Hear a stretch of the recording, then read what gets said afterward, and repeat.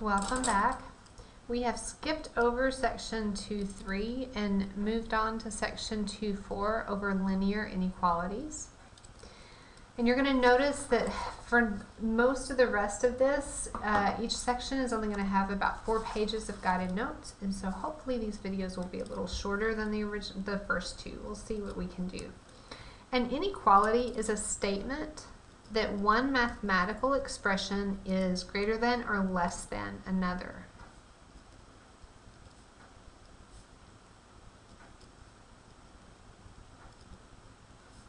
A statement that one mathematical expression is either greater than or less than another. Now, for those of you who have trouble keeping straight your greater than, less than symbols, my daughter actually gave me the idea that if you have your fingers and you straighten them out, the one that makes an L is less than. See that? L is less than. Greater than is backwards. Now, if you're dyslexic, that doesn't work because I have a kiddo that's dyslexic, and that is not helpful to him. But hopefully that will help a little bit. Maybe if you do your capital L for less than, then you can see that that is my less than symbol. Let's do that. Let's make that a capital L for less than. Okay. Linear inequalities, consider each inequality or equation or inequality. Decide if there's one solution or the solution is a set of values on an interval, and then sketch the solution on a number line. Okay, so I'm going to kind of give us some defined spaces to work in. That makes me happier. I don't know why I don't do that when we start out, but I didn't. And I'm going to set up number lines for us, so that we can graph our solution sets on the number lines. Okay, here we go. So for the first one, I have an equation, x equals, x is 2. So that only has one solution. If this is 0, this is 2, that's my solution right there. One solution. This, however, is an inequality. So this is going to have an interval of solutions, a set of values on my number line. I still have this value 2 that I'm comparing it to. But now which way am I going to go? X is greater than, and then notice that that line under, that's part of an equal sign. So this is greater than or equal to. This one is less than, or equal. You have that second bar for the equal sign underneath, or equal to. So greater than, which way are values greater than 2? Well, 0 would be over here, 5 would be over here. So my values greater than 2 are going to be moving from 2 this way, and it can be equal to 2. So I have two choices in how I'm going to show this on my number line. I can use square brackets, or I could do a filled in circle to say or equal to, and then greater than goes off in that direction. If I want to write this as an interval, which I am going to be asking you to do, my interval would be read from my number line. I'm starting at 2, it's included, and then it just keeps going to positive infinity. All right, what about this one? This one is greater than 2 without the line underneath. So 2 is still my boundary. I'm still moving over here greater than 2, all the values bigger than 2, but I'm not including 2. So instead of that square bracket, I would use a curved parenthesis or an open circle. Now you don't have to do both of those things. You have to do one or the other. When I write out my interval here, since 2 is included, so there's my square brace. 2 is not included, so there's my curve parenthesis. All intervals go least to greatest, so I'm going from 2 up to positive infinity. All right, now I'm reversing my inequality symbol. This one is less than or equal to, this one is just less than. 2 is still my boundary point. But now since I'm interested in values less than 2, I want values smaller than 2. Well, 0 would be over here, 4 would be over here. Less than 2 is going to be back this way. I get to include 2, so I'm going to use that square bracket. Remember, or I could do everything up to and including 2 with a filled in dot. Since intervals always go least to greatest, I read from left to right. This over here is negative infinity. That's where I start. And I go all the way to 2 and I stop, but I get to include 2. That's my interval. So I've got my inequality statement, my number line graph, and my interval notation. Less than but not equal to 2, everything over here up to 2, but not including 2. Those are my two options for how to draw this on my number line. My interval is going to read left to right, so I start at negative infinity, go up to 2, 2 is not included, there's my interval. Just in case you've forgotten, anytime I have an infinity symbol, positive or negative, it's always a parentheses because I never get there. This one isn't solved. I need to solve for x. What am I doing over here? Well, I'm multiplying times 3. So to solve, I do the inverse operation, which is division. I'll divide both sides by 3. That's just 1. So x is less than 6 divided by 3 is 2. X is less than 2. Oh, that's the one that I just did. That's number 5. See number 5. We just did that on number 5. Solving an inequality, you're going to solve it just like you would solve an equation with one warning. Here's my warning. When I have to divide by a negative number, you're going to reverse the inequality sign. Now why? Why is that? Well, because when I divide by a negative, the relationship changes. That's the best way for me to describe it. So we're going to compare 1 to 3. What inequality symbol would I put in here? Well, if I'm comparing 1 to 3, 1 is less than 3, right? So my inequality symbol is less than. What if I multiply both of these by a negative, though? Then I have negative 1 compared to negative 3. Now, think about, and if you're dealing with negative numbers, sometimes it's easier to think money. Which one means you're more in debt? Which one is less? You have less money. Well, I have less money if I have negative 3. So negative 1 is actually greater than negative 3. When I multiply by the negative on both sides, I reverse the way they related to each other. So that if you want to put these on the number line, we've got 1 here and 3 there. We've got negative 1 here and negative 3 there.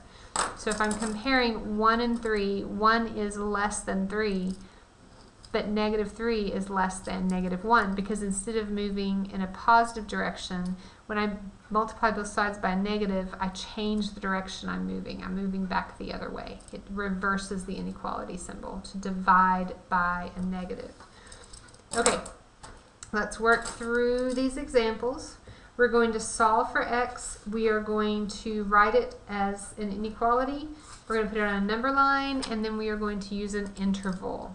We're going to do all the things. Okay, so I need to solve for x. 8 times x, the inverse operation is to divide by 8, but 8 is positive, so it doesn't mess up that relationship. 32 divided by 8 is 4. There is my inequality statement. Now I'm going to graph it on a number line, and then I'm going to write it as an interval. So on a number line, I've got 4 is my boundary. My symbol here is less than. That would be an L. Less than or equal to. Less than is over here, or equal to is going to be a square bracket. The interval I read from that graph. So I've got negative infinity over here. I stop at 4, and 4 is included. So there's my 3 answers that I want to give. All right, for the next one, this time to solve for x, I need to divide by a negative 8. Now I divided by a negative. When I divide by negative, I need to remember that it reverses the relationship, so I'm going to have to switch that inequality symbol. Negative 8 divided by negative 8 is just 1, but now I'm going to say x, okay, reverse the inequality. It is greater than or equal to 32 divided by negative 8 is a negative 4. There's my inequality. On my graph, I have a negative 4 as my boundary. Greater than or equal to negative 4 means I get to include that negative 4, and I'm going to move back to the right. And then finally, my interval notation, I read it from the number line. It starts at negative 4 inclusive and goes all the way to positive infinity. One more example here. Oh, it looks like we have one more in the next page as well. That's okay. Ooh, I've got x's on both sides. So when I have an equation and I have an x on both sides, I need to get those x's on the same side of the equation. So I'm going to start moving terms around back and forth.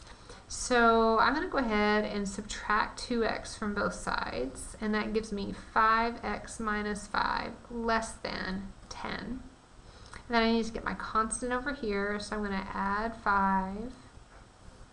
I've got 5x less than 15. And I haven't divided by a negative, and I'm not going to divide by a negative now, so I'm not changing my inequality symbol. X is less than 3. There's my inequality statement. So on my number line, I've got my boundary at 3. And which way am I moving? Well, less than is over here. And it's not or equal to, so it's going to be that curved parentheses. There's my interval, or there's my number line. And I write my interval from that number line. Reading left to right, I start at negative infinity, I go to 3, and 3 is not included. So there's my interval notation. Okay, one more of these before we look at an application problem for it.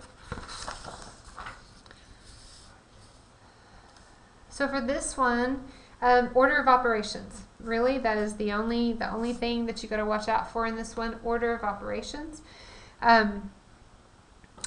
I need to distribute that negative because multiplication distributes across addition. That's like multiplying in a negative 1. So I've got x minus 3x minus 1 plus 3 less than or equal to 22. Let's clean up this left side as much as we can. X minus 3x is a negative 2x. Negative 1 plus 3 is plus 2.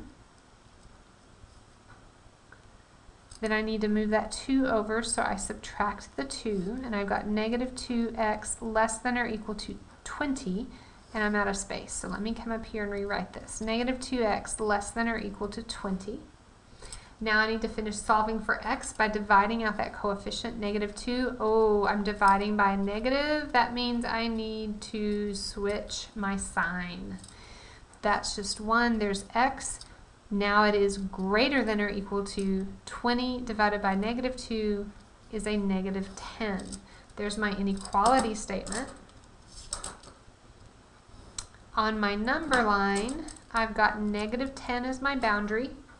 I'm moving for values greater than, so that's going to be back to the right, and I get to include my negative 10. So I have a square bracket. And I read that to get my interval from negative 10 inclusive all the way to positive infinity. All right, excellent. Now, application. Find all values of x for which the given products will at least break even. Will at least break even.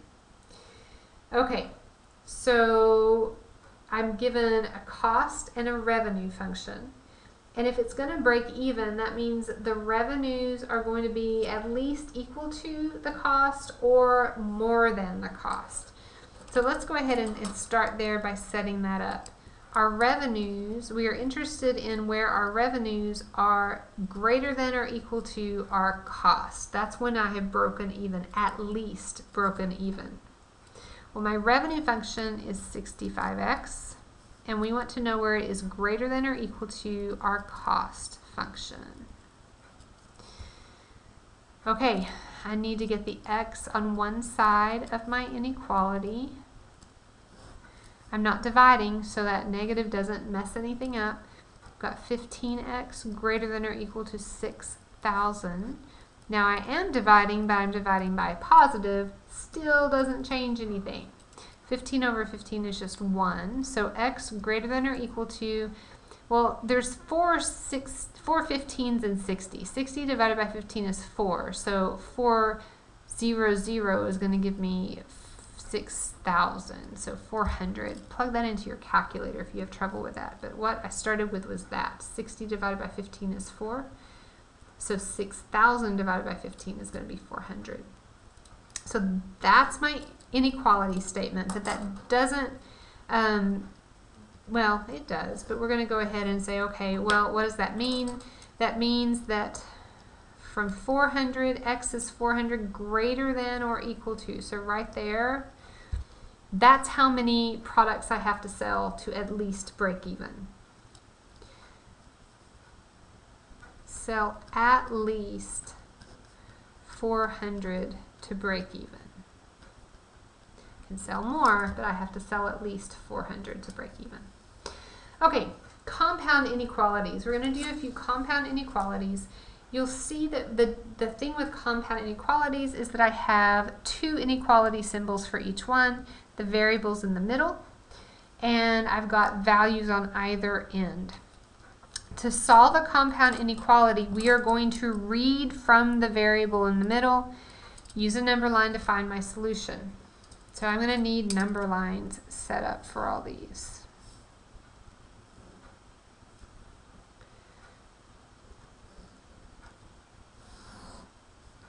There we go.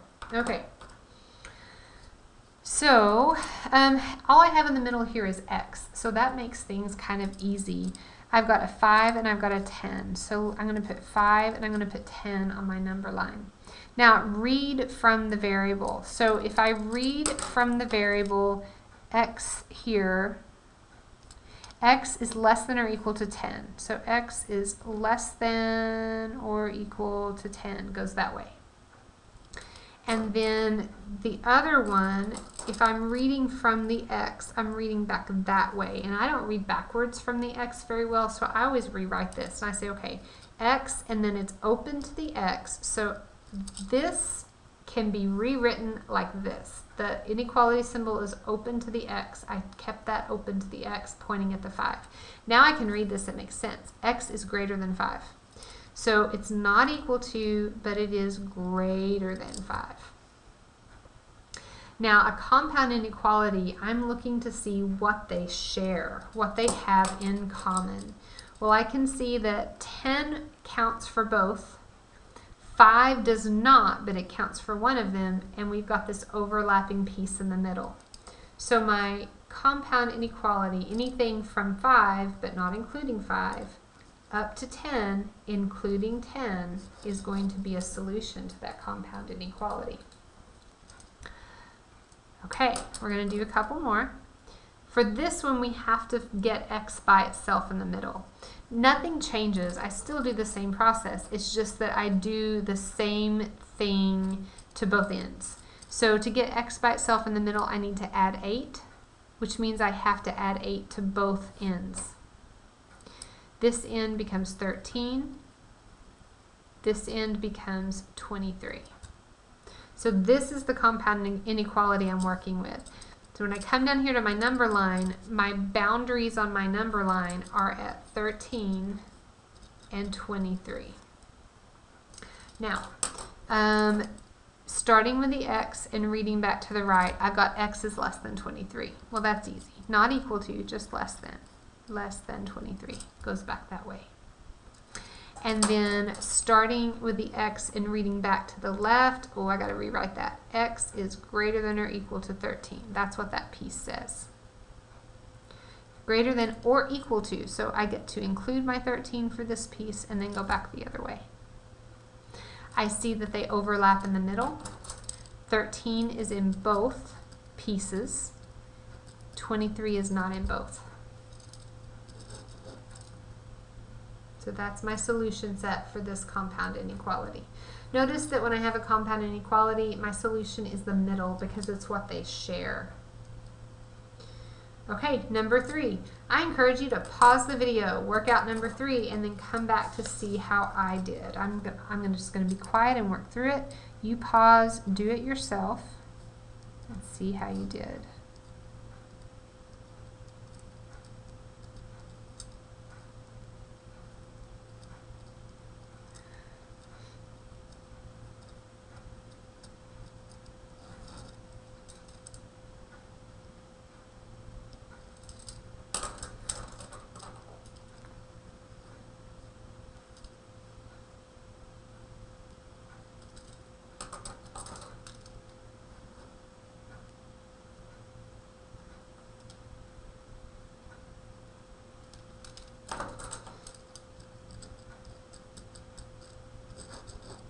All right. Hopefully you solve for x correctly, and then set up your interval, set up your number line, and solve that. All right, excellent, excellent. Remember, this is all just an introduction. We will do more practice together in class. If you have me in class, if you don't have me in class, if you're in an online class that does not meet synchronously, you've got lots of my math lab practice to work through. You can look at Khan Academy, contact a tutor, or contact me, and we will work through some more examples. All right, absolute value inequalities. We've been working with regular inequalities. Now we're going to think about absolute value inequalities. What does absolute value mean? Well, absolute value is distance from 0. So with absolute value, positive or negative does not matter, because you're talking about, okay, how many units from 0 am I? Well, a 3 on a number line, so think about your number line here. Here's my 0, 1, 2, 3. -1, -2, -3. 3 is 3 units from 0. -3 is also 3 units from 0. So there's the tip. Anything that comes out of absolute value symbols comes out positive. Except 0, 0 is just neutral, right? 0 is 0. Now, inside, I've got that -3, so that comes out positive. But then I've got that negative on the outside, so that's like multiplying times a -1. So that ends up with a -3. That one, you got to follow order of operations there. Now consider these values. Are they solutions of the inequality? So we're looking at whole numbers, integers, from -6 to +6.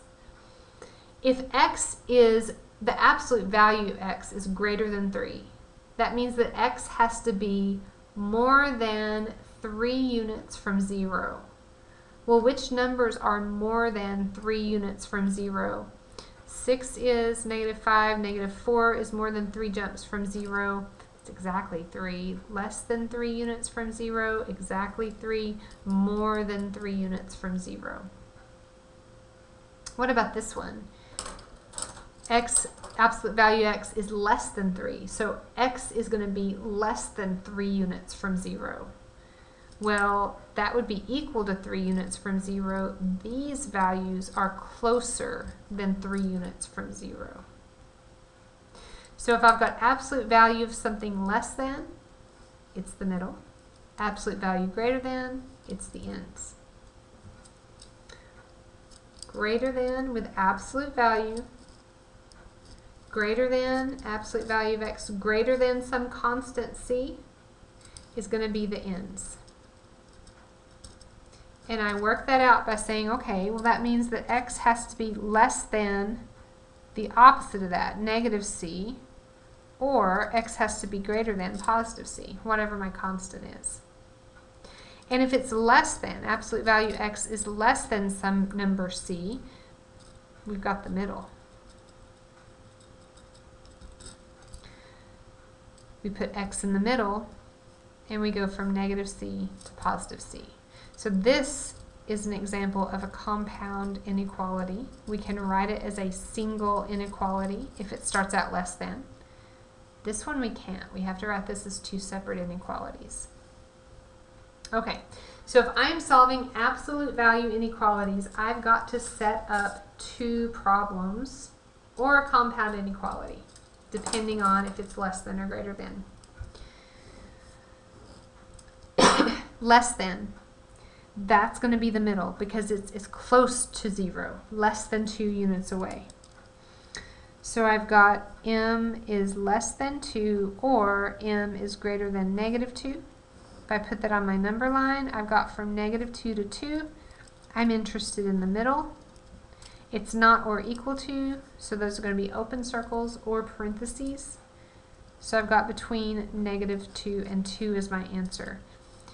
Solve, number line, interval notation.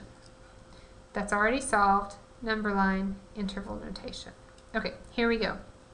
Greater than, I know that's going to be the ends. So I can't write it as a single inequality. I'm going to have to say, this one I could have said compound inequality. This one I can't write as a compound inequality. I'm going to say, okay, r is greater than or equal to 5, or r is less than or equal to negative 5. Because when I come down here in my number line, I've got negative 5, I've got positive 5. R is greater than or equal to 5. That goes this way. R is less than or equal to negative 5. That goes back the other way. When I write my interval notation, I have to write that as two separate intervals. Reading from left to right, I start at negative infinity, go to negative 5, and then I say or, that's my union symbol, it means or. Oh, that's inclusive, that needs to be square. 5 to positive infinity. There's my interval notation for that solution set. Okay, greater than, is it going to be the middle or the ends? Greater than is the ends, so I have to write it as two separate inequality symbols. So I've got x plus 3 is greater than 5, or x plus 3 is less than negative 5. Switch that, made it the opposite. I have to finish solving for x this time, so I'm going to subtract 3. X is greater than 2, or minus 3. X is less than negative 8. So when I set up my number line, my boundaries are at negative 8 and positive 2. I'm interested in less than negative 8, not equal. Greater than 2, not equal. So my intervals say left to right, negative infinity to negative 8, not inclusive, or union symbol, 2 to infinity. There's my interval notations. Great. Okay, consider the following equations. Find the solution, if possible, graph on a number line. Now these are equations, so we're not looking for an interval necessarily, right? All right, absolute value of x is equal to 3. So what values are 3 units away from 0? Well, if I move to the right, I've got a positive 3. If I move to the left, I've got negative 3. So my solution set inside fancy brackets would be negative 3 and positive 3. That's not an interval, that's two individual values. What about this one? Absolute value of x is equal to 0. Well, 0 is 0 units from itself. So that is the only solution in fancy braces, 0. Absolute value of x is equal to negative 3. Well, what points are negative 3 units from 0? Remember, anything coming out of absolute value comes out positive. So this one is not possible. We could say empty set. That's my empty set symbol. It means there's no solution. The absolute value of an expression can never be negative. Whatever is inside comes out positive. Now I can do stuff on the outside, but whatever comes out from the inside of the absolute value bars comes out positive. All right, last page. This is going to be a little bit longer than I hoped, but we're almost done. Last page.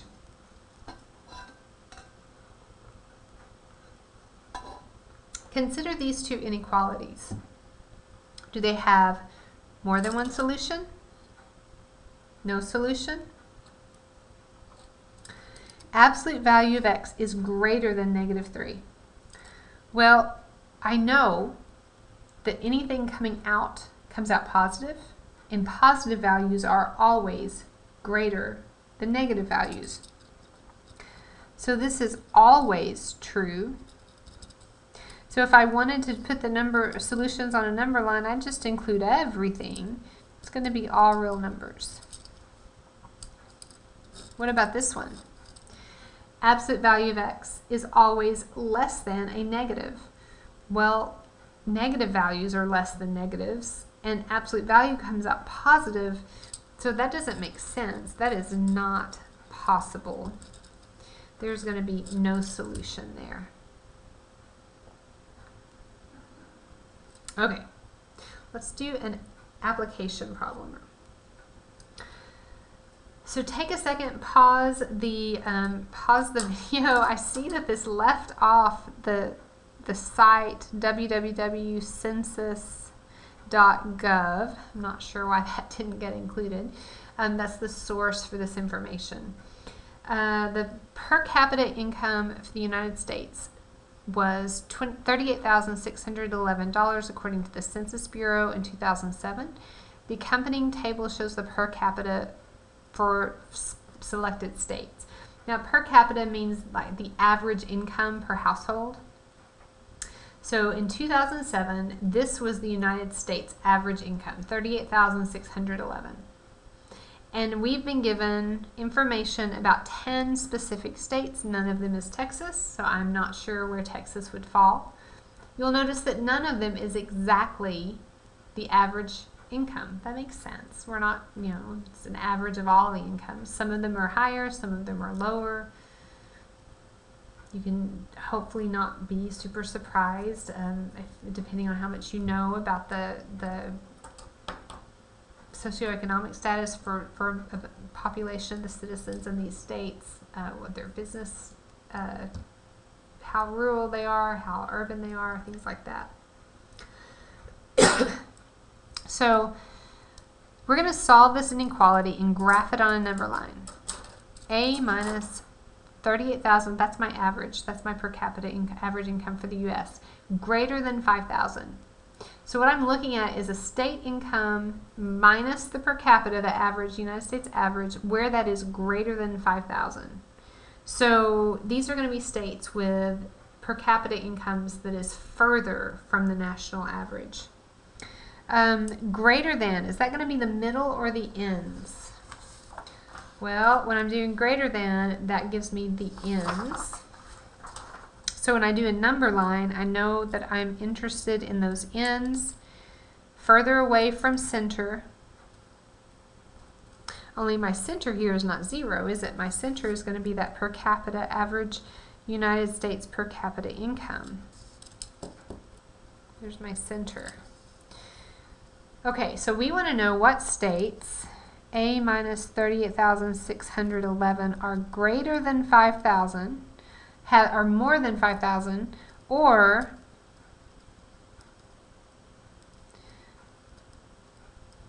less than negative 5,000.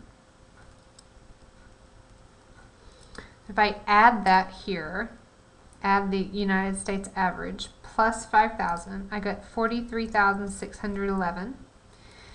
And if I add it here to a negative 5,000, I get less than 33,611. So states that have a per capita income that is at least is more than $5,000 different from the United States average are going to fall in one of these two ends. Now I want to use number line least to greatest. So this is the smaller side. This is the larger side. Greater than this and less than this. So for which states is the per capita income more than $5,000 different, either more or less, than the national average? Well, I'm looking for states with an income, per capita income less than 33,611. So that's going to be Alabama, Georgia,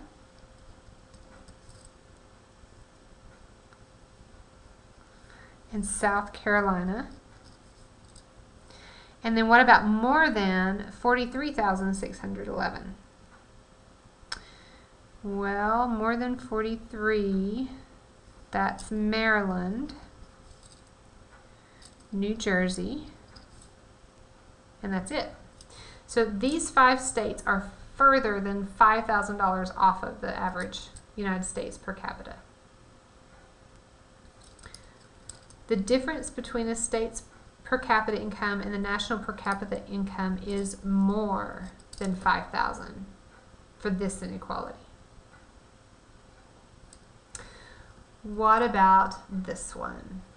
Well, this time when I set it up, because it's less than I know I'm going to be interested in the middle.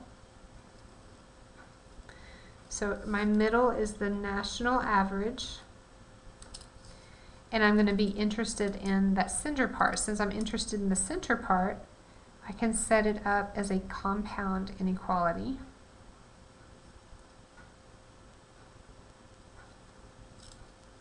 Because it starts out as less than. When I add that 38,611 to both ends, I'm going to get the same values that I had. 33,611 and 43,611. So I've still got these same boundary points here.